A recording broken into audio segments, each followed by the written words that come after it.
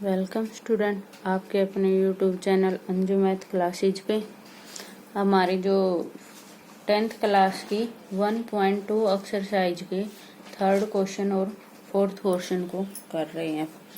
देखो third question की statement क्या है।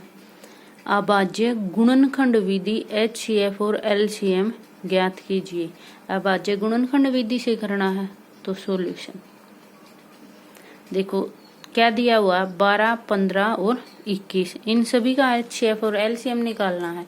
देखो एक बार मैं थोड़ा सा वैसे ही करके बता देती हूँ। बाकी अभाज्य गुणनखंड विधि में क्या होता है, जो गुणनखंड के टुकड़े आते हैं ना, गुणनखंड की संख्या आती है, उसी को ही गुणनखंड में लिखते हैं मल्टीप्लाई करके। जैसे 12 है, 12 की गुणनखंड बताती हूँ मैं आपको। 2 पे 6 आएगा तो 2 पे कितना आएगा, 3 आएगा और 3 1 आ गया। 15 है, 15 का 3 पे 5 और 5 पे 1। 21 है, 21 के 3 पे 7 और 7 पे 1। देखो जो 12 है, 12 के गुणनखंड कितने आए हमारे पास, 2 गुणा में 2 गुणा में 3। 2 गुणा में 2 को क्या लिख सकते हैं, 2 का स्क्वायर गुणा में 3। 15 है, 15 कितने गुणनखंड है, 3 गुणा में 5। और 21 है, 21 के गुणनखंड कितने हैं, 3 गुणा में 7। अब गुणनखंड तो निकाल लिए हमने। इन गुणनखंड से क्या करेंगे, अब हम HCF और LCM की वैल्यू निकाल देंगे। यहाँ पे देखो हमारा सबसे पहले निकालते हैं हम LCM।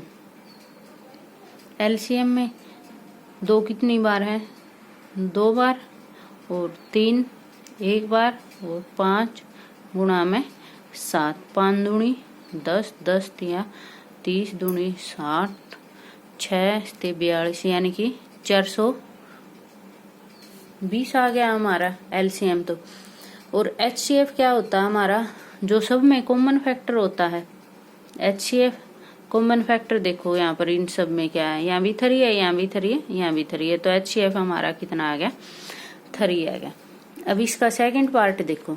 सेकंड पार्ट क्या है, सेकंड पार्ट में 17, 23, 29 दिया हुआ है। 17, 23 ये तो किसी से भी भाग नहीं होते, इसका तो गुणनखंड क्या होगा, चाहे तो ये सव्य में हो गए, और एक इनका गुणनखंड क्या होगा, 1 ही होगा। जैसे 17 है, 17 का क्या हो गया, 17 इसका एक ही गुणनखंड यही कर सकते हैं। और 23 है, 23 का क्या गुणनखंड कर सकते हैं, 23 गुणा में 1, और 29 का भी यही गुणनखंड होता है, गुणा में 1।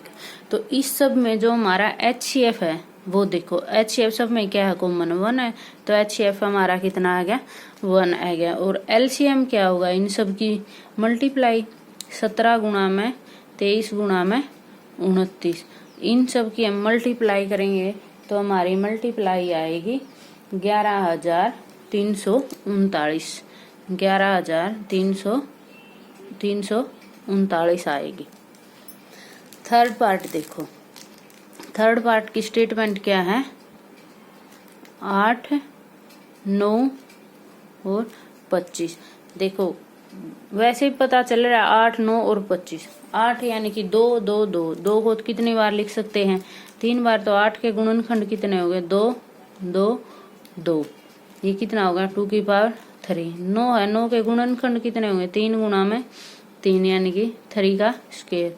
और 25 है, 25 के गुणनखंड कितने होंगे, 5 गुणा में 5, यानी कि 5 का स्क्वायर। LCM, LCM क्या होगा हमारा, ये सभी 2 की पावर 3, 3 का स्क्वायर मल्टीप्लाई में 5 की 2, यानी कि 8, 9 और 25। इन सब की क्या है, मल्टीप्लाई करेंगे तो हमारे पास कितनी आएगी, 1800 आएगी। और HCF कितना है, कोई कॉमन फैक्टर तो है ही नहीं इन सब में, सिर्फ 1 ही कॉमन फैक्टर है हमारा, तो HCF की वैल्यू कितनी आ गई हमारे, 1 आ गई। अब इसका फोर्थ क्वेश्चन देखो। HCF दे रखा है 306, 657 इजिकल टू 9 दिया हुआ है, ठीक है। LCM भी यही 306 और 657 ज्ञात कीजिए। देखो HCF दे दिया और 2 संख्या दे दी, एक संख्या 306 है और दूसरी संख्या 657 है। और ये एलसीएम की क्या करना है, वैल्यू निकालनी। सॉल्यूशन HCF है जो हमारा HCF है 306 657 किसका इक्वल है, 9 का इक्वल है। और जो LCM है इसकी वैल्यू क्या करनी है, हमें ज्ञात करनी है।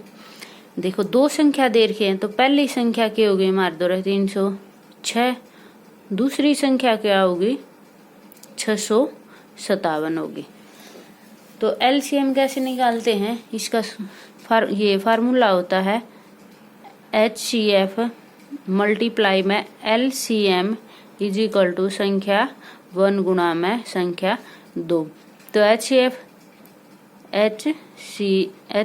कितना हो गया 306 657 गुणा में LCM और इज इक्वल टू संख्या एक कितनी है 306 है और गुणा में दूसरी कितनी है 657 है।